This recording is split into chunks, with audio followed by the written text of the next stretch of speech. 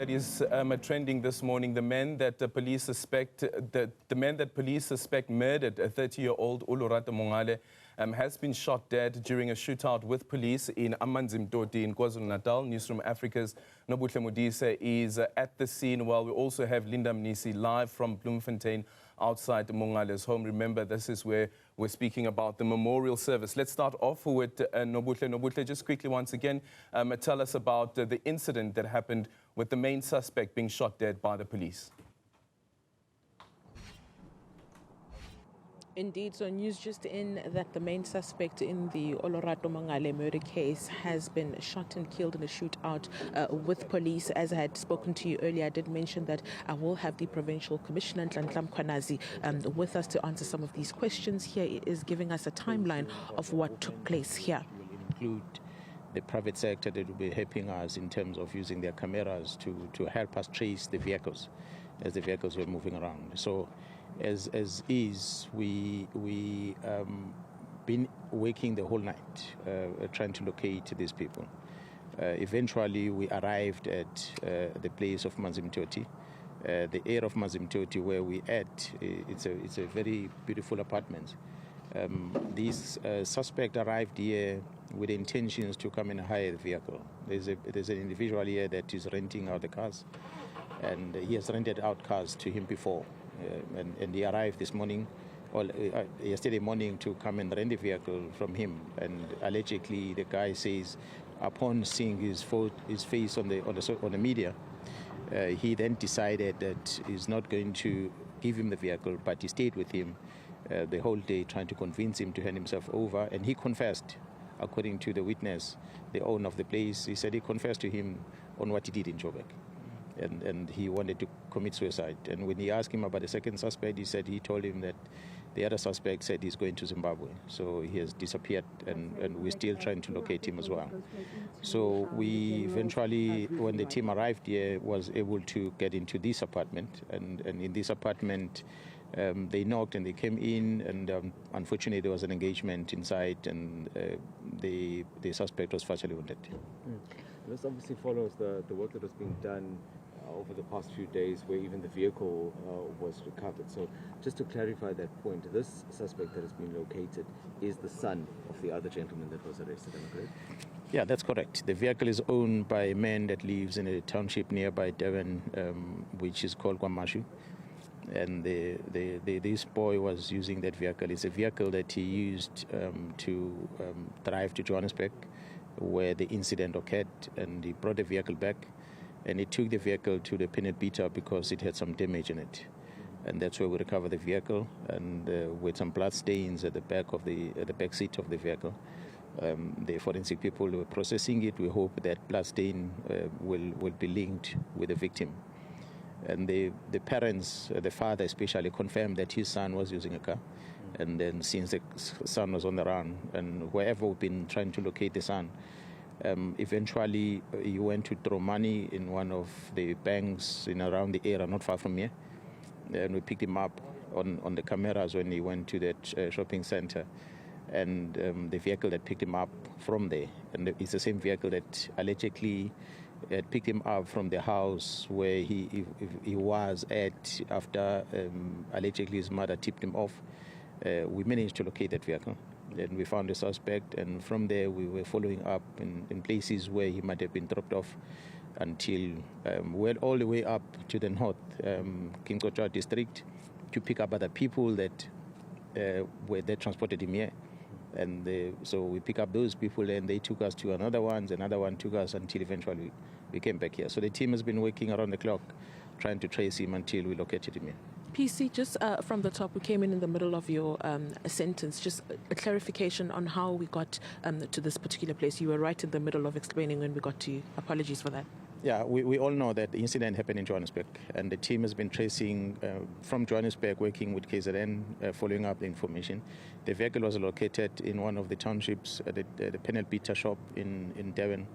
And the vehicle was traced to be belonging to an owner at Kwamashu Township, also in Devon. And we arrived there, and the boy was not there.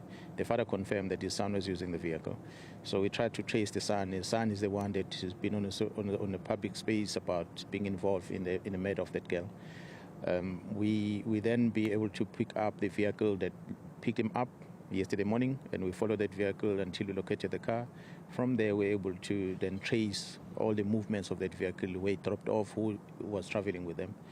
So we do have the suspect driving the vehicle. We have the accomplice that was also with him in the morning until they brought us here, and where he was hiding. He came here, according to the person who's renting the place, he came here to come and rent the vehicle. And apparently he rented the vehicle in the past from the same guy. And he came here to rent the vehicle, but this guy said allegedly didn't give him a car because he had seen his photo on media that he was wanted for something. So he kept him here and he was interrogating, asking him why, what happened. And he said he confessed to him of what he did in Joburg. And then he wanted to commit suicide and he didn't want to hand himself to the police. And so he spent the whole day with him. What was funny for us, because he said he even locked him up in the house and he went to go and buy food nearby, and he came back and he fed him. The whole day they were together until the evening, until the team eventually arrived here. You spoke of a confession as well. Apologies. Well, we are hearing from this guy that he told him what he did in Johannesburg. So it is this guy that's going to give a statement to confirm that, because he didn't talk to the police about it. It's this guy that is telling us what he was telling him the whole day. As he was allegedly, this guy is one of those gospel coordinators. So he was trying to counsel him, praying and the whole thing, trying to encourage him to hand himself over. So this is what this guy tells us. Obviously, his statement will prove that. So what led to the shooting then? Yeah, well, the shooting happened when the police arrived. So this guy confirms that he did not search him. He doesn't know whether he was carrying a firearm. So when the police came in, knocked at the door and opened the door, that's when he pulled out his gun. General, I think time is, I know that you need to leave, and I want to get to this point. I know that there are two outstanding suspects. I want to know if those suspects are here in KZN and if your team is looking for them, and if we are any closer to finding out what the motive is. Yeah, well, this guy here tells us that when he interviewed the deceased told him, the other suspect said he told him that he's going to Zimbabwe. So we don't know about that, and we're still trying to locate him. Even the other suspect that might have been involved in this case, we are told by Gauteng team that there were two suspects that were part of it, but we know the main suspect was this one that we managed to locate here. So while the team in Gauteng is tracing for other suspects and they share the information with us, and the one that we know on the media that is one of the accomplices, we're also going to be tracing him. But thus far, the two that assisted him to escape, that have been driving with him yesterday, picked him up and driving him around and drop him off here and went to go draw money from the bank, and that were assisting him are the ones that we are also going to have in custody as an accomplice on this escape of evading arrest. Can I ask you just before you leave, sorry, yesterday National Police said something along the lines of that after they released the tip-off line for anyone who had information on these suspects, that they received hundreds of calls from women across the country saying that they know them, that they've been victims of them. They did not mention KZN. I just want to know if that's something you are investigating at this stage. Have you received calls? Yeah, please. Yeah, well, not less than over 90 calls that we've received as ACPS as a whole in the country. We know that he's also having a kidnapping case here at KwaMashu that we were supposed to appear in court for. We know of the court case in Brakpan where we were supposed to appear on Monday on a kidnapping case as well. So we have not less than 28 cell phones, I beg your pardon, ID cards that are found in his possession, and not less than 20 cell phones that are found in his possession. He's been moving around with a safe. We don't know for what purpose. So we're still trying to trace these IDs, who they belong to, and who are these people that is having their IDs here. And the cell phones, we're still going to download all of them and try to link them up. We like to believe there's a lot of victims that are going to be involved with this guy.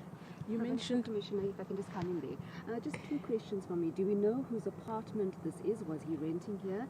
And the second one is there has been confusion with regards to whether the mother and the father were taken in for questioning or whether they were in fact arrested. Can you just clarify that for us? Yeah, well, the apartment is rented out. We cannot disclose the owner. The gentleman that is here, who stays in the place, is renting out the place. So the deceased or the suspect came to to hire a vehicle from the one who's renting the place. With regard to the parents, I had said yesterday that when the team arrived in the house last night, they found the parents in the house. The father confirmed that yes, it's his son, and the vehicle was used by his son. And they directed us where his son was. And when the team moved into the place towards Inanda area, where it was alleged that the son was at, they arrived there and they found someone who then reported to the police that 20 minutes before the police arrival, the son was there and he had received a call from his mother that the police were looking for him and they were at home. And therefore he called someone to come and pick him up and was picked up by a grey polo vehicle and he left. So that's when we then started questioning the parents. Of course, the father is the owner of the vehicle and he should be able to assist us to try and locate the son going forward. That's why we took him in for questioning.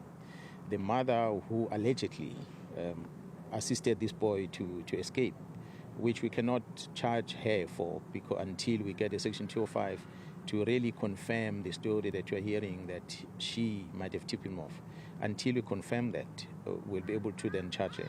So for now, we had taken both of them for questioning, but because it's not a KZN case, we had advised in KZN that the team from Gauteng that was here must interrogate them and try and establish more facts. So they took them to Gauteng, and what we're made to understand is that they've released them. I don't know when, but they're not necessarily facing any charges yet, because taking them was more about part of the investigations that we're doing while we're looking for this man.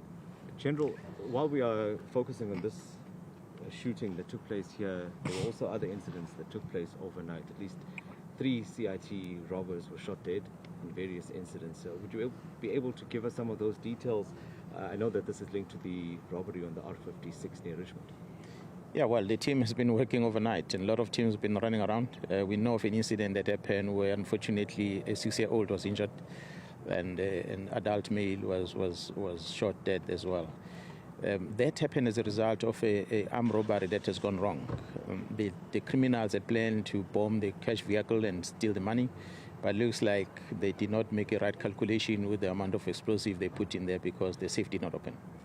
And so the robbery was not successful. And as a result, they decided to terrorize the community that were caught at the time, and which then they started shooting around randomly that led into the injury of those people. So we were able to trace at least 3 of them. They were located in 2 different areas in around the Tegwini, and there was an engagement with the police on both of them, on all 3 of them, and all 3 were fatally wounded. And fortunately, the members still survived the incident. And we were able to find one of the firearms, a rifle, that was stolen from that crime scene, which belongs to the Fidelity Guard. And from what we are getting from some of the clients, the Fidelity officials that were with us as we were working on this case, is that one of the deceased is an ex-employee of Fidelity, was dismissed from Fidelity for I don't know what other cases or misconduct that he committed internally. So we believe that, as we always say, that there's no cash heist that happens without people knowing how the operations are ran inside those companies. So in getting this one and getting his cell phones and be able to download, we probably might be able to link many people, hopefully, and you can have more arrests. But there are many people we're looking for. These 3 are not the only ones that are involved in heist. As a matter of fact, we know that while we are still talking here, others are planning something somewhere. PC, just last question from my side. National Police have released a statement saying that there is a syndicate that's operating targeting young women. Could there possibly be more arrests in the Olorato case? Yeah, well, I wouldn't necessarily know because I'm not part of the investigation team on that one. The syndicates that might be operating around the country, of course, there are teams that are assigned by the National Commission at the national level that are working on such. But in as far as this case is concerned, we know that this gentleman is linked with many cases. So as the investigation unfolds, and I'm sure we'll be able to communicate with the media in as far as the linkages that he is having on many other cases involving young girls. PC, the mother of this gentleman who is said to have given that phone call to him to tip him off, what would the charge be, should she be charged? For now, we can't talk about it until the the records on the conversation between him and the son is confirmed. Until we confirm that, then only then we'll be able to tell what charges can be preferred against him. But until now, we cannot talk anything about her being charged on anything because it's still a hearsay. It's information we receive from someone who was in the house who tell us that. Yeah. Thank you very much. That is the Provincial Commissioner, Nhlanhla Mkhwanazi, giving us a timeline of what took place here. And absolutely mind-blowing is the fact that the person that is said to own or to have been renting this apartment is someone who this suspect has been in contact with and has rented a vehicle from before. He wanted to rent a vehicle. This person knew that this person is someone that is sought by the police and managed to keep him with him until he alerted the police, him saying that he confessed to him about what happened in Johannesburg with Olorato. So more on this developing story. I do have my colleague Linda Mnisi, who is in Bloemfontein, to give us more from his vantage point around what is happening there. Yeah, and indeed we have Linda Mnisi, who is in the Free State, and this is, of course, where we know that the memorial service for Olorato took place. The Free State government today expected to launch a gender-based violence awareness campaign in Olorato Mongale's name. Last night, friends and family gathered in Bloemfontein for a memorial service. Newzroom Afrika's Linda Mnisi attended that service. A very good morning to you, Linda. I guess it might be a bit early. We wouldn't know if the family of Olorato knows about this latest development, but just a quick reflection on what happened yesterday.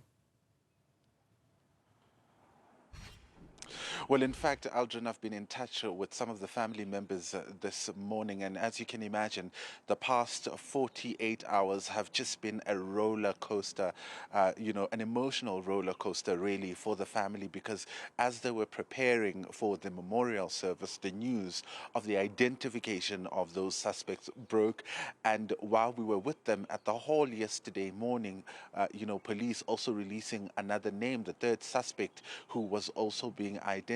And this was while they were just trying to, get the issue around what happened to her out the way so that they can focus on her memory and what, she was like. It was very difficult from yesterday morning, really having to grapple with all the emotions, but also, trying to deal with the fact that today, or yesterday rather, was a day about remembering who she really was. And of course, it comes at the back of the family, saying yesterday that on Wednesday they had to also go to Johannesburg to go and collect her body. Coming back, her aunt describing that moment when they were reunited with her. Of course, she had already passed away. No answers really about what could have possibly happened or how she might have felt at the time when all of this tragedy unfolded. But of course, it was a day of celebrating beautiful memories, and the MC quite clear about what the agenda was about yesterday. Not so much emphasis on the crime itself and what happened, but focusing on the memory. A number of people were present, Aldrin, including the friends who were quite critical in raising the alarm that she had gone missing, also helping the family through this difficult time in planning the memorial service. And of course, also while they, were also able to give police information about what happened in the run-up to Olorato going missing. But there's still so many questions, really, especially in light of the information that's emerging. Some of the questions being asked was whether this was a hit or not, but also, the information suggesting that this could have possibly been a syndicate, given that the police are saying that there are a number of women that have since come forward. So they're questioning themselves really about what this is in relation to. But of course, the memorial service went ahead yesterday, and let's take a listen to one of the relatives and what she had to say about her memory and, in fact, her last moment. She has done everything right. She has lived a life of a 30-year-old girl. And where she is, I can just imagine. I'm not thinking what I used to think when this week started. My heart was sinking, thinking, Una reng hana kopa thuso. Una batla manga hlahe, na komang. Ona tswile ha kae. I'm not saying that anymore. I'm saying thank you, baby. Thank you, dear child. You fought. And because of your fight, we are just near our solutions. And it will be not just to really thank the SAPS for what they have done and they will be doing. And I know it shouldn't only be for Ulu, but for everybody else and everything else. Well, just quickly there, Linda, picking up from what Mpho had to say there is when the story broke out and the information came out, what we heard was that Olorato did everything that she is supposed to do, including communicating with friends, who she's with, and her whereabouts. But even that could not save her life.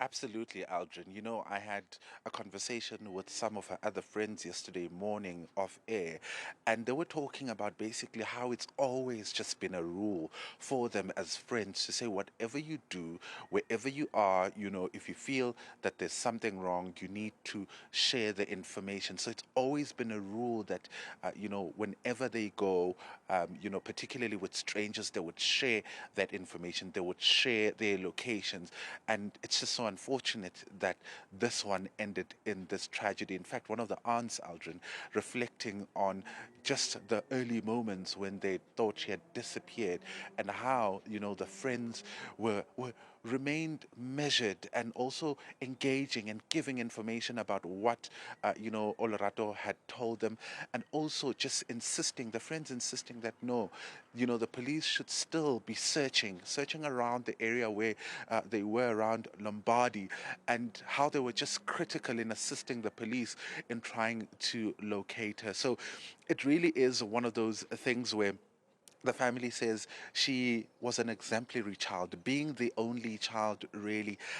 You know, she went to school, you know, finished her degree, started working, traveled the world, and was exploring a shining beacon of hope for the family, somebody that they described as, you know, just loving education, loving educating others, but also quite exemplary in the manner in which she led her life. So, you know, highlighting the fact that really they knew that at some point in her life she would have passed away, but they didn't think it would be in this tragic manner. They also highlighted how she, you know, was a feminist, you know, and stood for women's rights, and some of the things that you know, would discuss with her friends about feminism, about women's rights, you know, now this tragedy unfolding and befalling her really has left them gutted. In fact, the sister also reflecting on her early childhood dreams, saying that she actually wanted to be a TV presenter, and remembers that they went to an audition when they were much younger, and they both didn't get that role, but she did not see that as a failure, which is a quality she's always had throughout her life. Take a listen, Aldrin. And one thing I love about Olorato is that she didn't dwell on failure. I remember that day she was so calm. And even though we didn't make it to the top, she had this persistent determination about her when it comes to goals that she wants to achieve in life. I drew so much inspiration from her. I marvel at her life, that she accomplished so many things. To Mama Poppy, thank you for allowing me to experience Olorato. We had a siblinghood that was flawed, but still so beautiful. All right, so that was Balisa, one of the family members, Aldrin, describing how they grew up and some of the ambitions or the dreams that Olorato had, and the character they're speaking for itself. So it's really a difficult time for this family, and they'll be waking up this morning to more news related to the suspects in the murder of their daughter. Yeah. And the difficulty also around this story here is the family is going to wake up to this particular announcement that the main suspect has been shot dead. And I think for a lot of people, perhaps maybe their questions would be, one, this is somebody that we now know has several other cases and was out on bail and was actually, according to Nhlanhla Mkhwanazi, is supposed to be appearing in court next week Monday, in another matter. But then on top of that as well is now he's dead. And the answers that the family has been seeking may not come to the fore. Absolutely, Aldrin. Those answers they may never get, but they're quite hopeful that this process will really yield positive results. You would have heard there a family friend, Mkhwanazi, saying that, in fact, they thank the work of the police. They thank, the efforts that have gone into this particular case, and that shouldn't only be done for Olorato, but also other women out there, other victims who may have fallen, victim to this alleged syndicate. So it seems at this point they're still quite hopeful that something will come out of this, and they're just glad, that the nation has also not turned a blind eye. The nation has also been calling for justice. So there's a level of hope, really, that something will come out of this particular case. But also, ultimately, one of the speakers yesterday reflecting on the fact that there seems to be, a bigger crime problem, pointing to, of course, syndicates, but also kidnappings. And they are hoping that all of those things will be resolved. They'll be put under the spotlight, with this case. This case will help, in fact, shine the spotlight on all those issues that are affecting particularly women. Thank you so much for that, Linda Mnisi, joining us live from Bloemfontein, outside the home of Olorato Mongale. Remember, yesterday there was a memorial service that was held, and this morning, breaking news coming through that the main suspect has been traced down by the police, but has been shot and killed at this very complex in Amanzimtoti. And the police commissioner, provincial police commissioner, saying that the suspect allegedly wanted a vehicle from the individual who's living at this particular complex. The individual then managed to have a conversation with the suspect, who then allegedly confessed to the crime that he has committed. And that individual tried to get the main suspect to remain there while the police were on their way. Is trying to also get him to hand himself over to the police. But once the police got there, they opened the door and fire then opened as well, and a gunshots then ensued.